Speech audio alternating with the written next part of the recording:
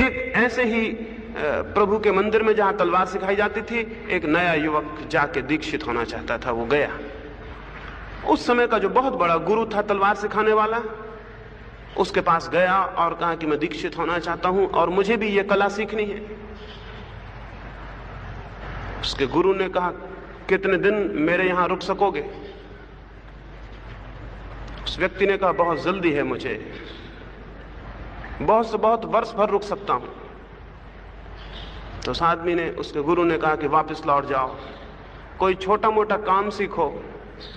तलवार चलाना बड़ा काम है, जन्म जन्म लग जाते हैं, और फिर ये कोई तलवार चलाना छोटी मोटी बात नहीं है। हम तो तलवार चलाने से परमात्मा में प्रवेश भी सिखाते हैं, इसलिए जन्मों की प्रतीक्षा और धीरज लेकर आओ तो सीख सकते हो, इतने जल्दी नहीं होगा।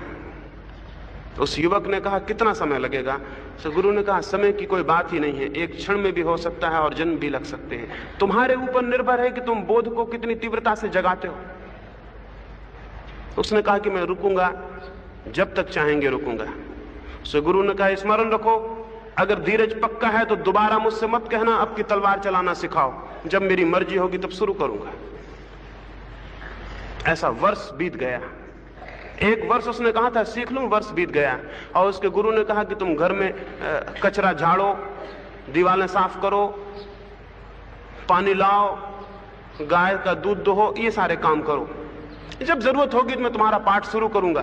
एक वर्ष बीतना हो गया, उसका कोई पाठ शुरू नहीं हुआ। वो कचरा ढोता था, घर साफ करता था और छोटे मोटे काम करता था। गुरु का उसकी तरफ कोई ध्यान नहीं था, दूसरे लोगों की तरफ ध्यान था। वो बहुत हैरान हुआ, ऐसे तो जन्म जरूर गुजर जाएंगे और कुछ भी सीखने को नहीं मिलेगा। लेकिन एक दिन वो कचरा बुहारी से साफ कर रहा था और पीछे से गुरु ने आके लकड़ी की एक तलवार से उसके ऊपर हमला किया, पीछे से एकदम से हमला किया। वो घबरा गया, चौंक के खड़ा हो गया। उसने कहा, ये क्या करते हैं? उसके गुरु ने कहा, पाठ शुरू किया।